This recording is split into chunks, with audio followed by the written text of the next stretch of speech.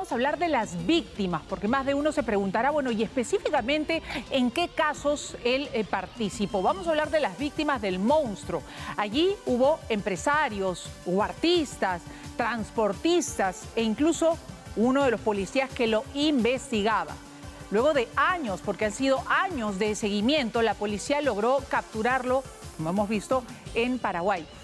Y esta es la historia de sus crímenes y de quienes sufrieron su demencial violencia. Patricia Huaraz nos cuenta las historias a continuación.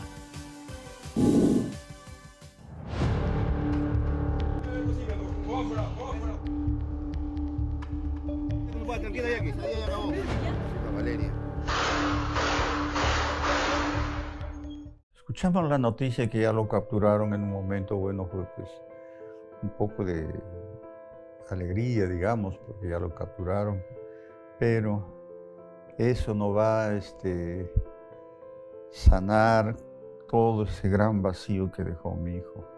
Cada noche, al mirar las fotografías de su hijo, este padre elevaba sus plegarias al cielo. Le pedía que desde allá arriba guiara la investigación y que iluminara el camino de la justicia para llegar al hombre que ordenó su alias, el monstruo. Nunca perdió la fe, aunque el dolor lo acompañaba como una sombra que no se iba. Y cuando finalmente supo de la captura de Eric Moreno Hernández, sintió un nudo en la garganta, cerró los ojos y respiró hondo. No fue alegría plena, sino una mezcla de alivio y tristeza. Alivio porque el criminal había caído, tristeza porque ni esa detención borraría el vacío que dejó la partida de su hijo. Nada lo traería de vuelta. A mi hijo le quitaron la vida por orden de este maldito monstruo que ahora ya está detenido. Pero así lo hayan detenido a él, ya no me devuelven a mi hijo, jamás. Así lo manden cadena perpetua o lo fusilen, jamás me va a devolver a mí. Todos los días o a cada rato yo oraba y le decía, hijo, tú tienes que capturarlo a este fulano desde el cielo para que cumplas tu cometido. Yo creo que más ha sido que mi hijo desde el cielo ha estado haciendo el seguimiento para que lo capturen y se logró lo que él quiso. Ojalá pues que no lo suelten. Su hijo era el brigadier Luis Gonzalo Carrasco Ramos, conocido como Cacá el Cazador, un policía que conocía como pocos el funcionamiento de las del Cono Norte. Inteligente, decidido, había dedicado meses a seguir los pasos a la organización del llamado. Era su obsesión y su misión detenerlo. Al salir de casa fue emboscado. Un auto lo interceptó y lo sin piedad. Ahí mismo, en la calle, en el barrio donde creció, pues no tuvo oportunidad de defenderse. Ya había hecho varias capturas, un montón de su gente del monstruo, pero a él no lo podía capturar, sabe que el monstruo era muy escurridizo. Mientras la familia del cazador lloraba su partida, la policía intensificaba su persecución. Cada operativo, cada pista, cada captura era un paso más cerca de la cúpula y del mismo cabecilla. Es por tu vida, Eric. Sí. Eric Moreno Hernández, alias el monstruo, no solo a los que consideraba sus enemigos, también mandaba a negociaba con vidas, intercambiaba víctimas por detenidos. Si la policía capturaba a uno de sus hombres, ellos respondían a alguien importante y exigían su liberación como parte del rescate. Era un chantaje calculado, planificado al detalle, un juego macabro donde las personas se convirtieron en simples fichas de canje dentro de un retorcido negocio criminal. El caso más sonado de un secuestro es el de Jacqueline Salazar, una empresaria del rubro de gimnasio, a quienes los criminales del monstruo le habían hecho un reglaje al milímetro. Sabían sus horarios y cada uno de sus movimientos. Ella fue retenida por 11 días, donde tan solo le daban pan y agua para sobrevivir. Por su rescate pedían 2 millones de soles. Ahí está mi voz, Chinita de la Hunde, el monstruo. ¿Participaste en su ¿Sos responsable? Fueron mis enemigos No, y me involucraron a mí. pero sabes que estás investigado por eso. Sí lo sé por los medios comunicativos. Y aunque Eric Moreno negó su participación en dicho delito, los registros son evidentes. Y es que esa noche, cuando llegaba a casa, un auto negro le cerró el paso a Jacqueline. En segundos, hombres la redujeron y se la llevaron. Su familia recibió la primera llamada esa misma madrugada. El mensaje era contundente. La entregarían viva solo si pagaban. Que no se metan, ellos ya saben, de los dos carros polarizados que saquen el gimnasio revisando cámaras. Ellos saben todo. Solo junta el dinero, por favor. Habla con mis tíos. Jacqueline, la mujer que antes solía colgar su vida acomodada en redes sociales, fue cautiva en una vivienda en Los Olivos, donde era vigilada día y noche. Finalmente, fue liberada tras el pago, pero su caso reveló la maquinaria de terror que el monstruo estaba empezando a construir. Ella se convirtió en una sobreviviente de los injertos del Cono Norte. Gracias. Está preocupado por ti. Gracias a la policía, a mi familia, a todas las personas. Gracias de todo el corazón. Se equivocaron con ella. No es una muchacha adinerada, es una muchacha como ve de acá del barrio. Días después, otro rostro apareció en los noticieros. Lucero Trujillo, una joven estudiante de Comas e hija de un empresario. Fue raptada cuando salía de su academia, la subieron en un carro y desaparecieron en segundos. Estuvo retenida por 3 días en una vivienda alquilada, asustada, escuchando cada ruido como si fuera el último. Pero la presión vecinal y policial fue tan intensa que sus captores la abandonaron y escaparon. Lucero aprovechó ese descuido y huyó viva, aunque con una herida que el tiempo difícilmente borrará. Pues su mundo cambió desde ese día, dejando atrás a la mujer que era.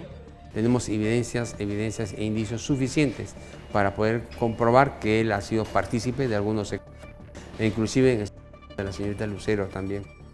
Emotivos momentos de reencuentro. Pero el caso que estremeció al país fue el de Valeria Vázquez, una dulce niña de tan solo 12 años, que a tan corta edad supo que es vivir el miedo de no regresar. Fue cuando Valeria y su hermano llegaron hasta la puerta de su casa a bordo de la movilidad, cuando fue interceptado por unos criminales que portaban chalecos de policía. Ellos le pidieron a los escolares que se pusieran boca abajo con las manos en la cabeza, para así poder llevarse a la menor con paradero desconocido. Su rapto ocurrió tan solo un mes después del de Lucero. La pequeña Valeria salía del colegio a bordo del bus escolar. Fue en el trayecto que unos sujetos la interceptaron y se la llevaron en un auto sin dejar rastro. Las horas siguientes fueron todo un tormento para su familia. Comas entero se movilizó.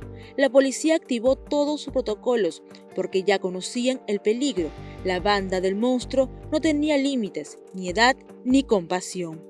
Felizmente, ella fue rescatada con bien y liberada en un lugar desolado. Apodado Chino Feo, el monstruo, empezó con camionetas, Hilux, después se injertó con delincuentes venezolanos, ¿no? Y después ha realizado varios desalmado, despiadado, porque tenemos conocimiento por indicativo de inteligencia que inclusive asumimos con pinches los años. Y es que ese era su poder, no aparecía en ningún sector, pero decidía todo. ¿Quién era el blanco? ¿Cuánto se pedía? ¿Cómo se negociaba? Sus soldados lo obedecían sin vacilar. Su red era tan sólida que podía mover personas como piezas de ajedrez. Su especialidad era el control y el miedo, ese que ahora ya no infunde al verse enmarrocado. Alias el monstruo, también cargaría sobre sus hombros con la muerte de Paul Flores, cantante de Armonía 10. A esta orquesta, Eric Moreno Hernández le exigía el pago de una vacuna de 70,000 soles, que quiere decir una retribución por protección. Para este crimen, el secuestrador de secuestradores contrató a Alias el italiano.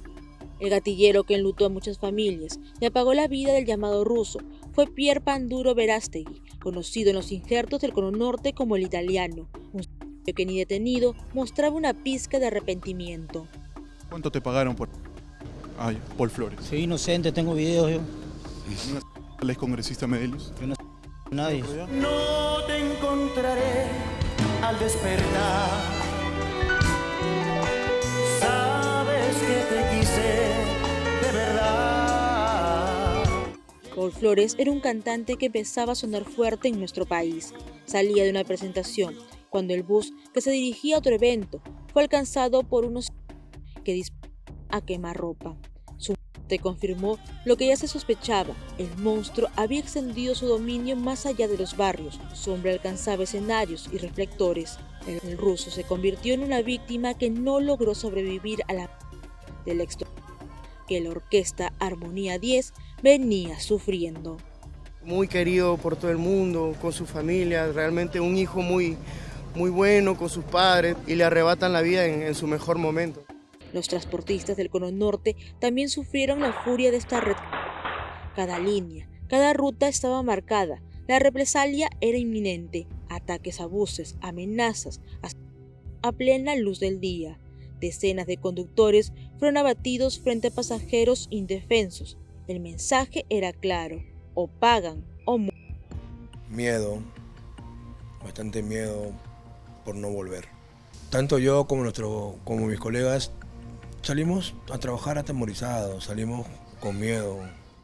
Hoy, mientras se enfrenta a la justicia, el nombre de Eric Moreno sigue generando terror, aunque su imagen ya no infunde escalofríos. Y es que Jacqueline aún vive con cautela. Lucero intenta retomar su vida. La familia de Valeria no volvió a ser la misma. Los padres del cazador siguen esperando que el sacrificio de su hijo no quede en el olvido. Y los transportistas, golpeados por años de extorsión, siguen exigiendo justicia. ¿Por qué no nos cuidas a nosotros?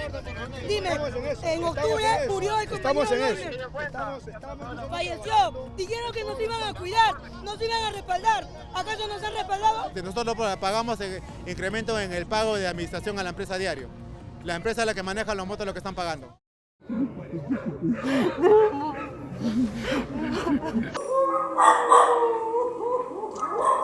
Estas son solo algunas de las víctimas de alias El Monstruo, un despiadado hombre que creyó que el miedo era suficiente para blindarlo.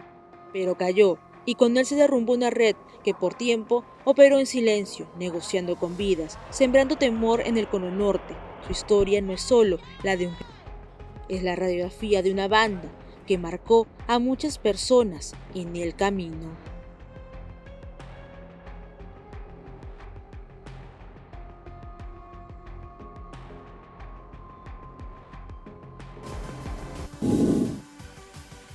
Bueno, lo que todos estamos esperando es que el monstruo venga aquí y pague por todos los crímenes que ha cometido y que, por supuesto, reciba la máxima sanción, que se le aplique la cadena perpetua, que nunca más vea la luz del sol, que nunca más la pueda ver en libertad. Eso es lo que esperamos todos los peruanos.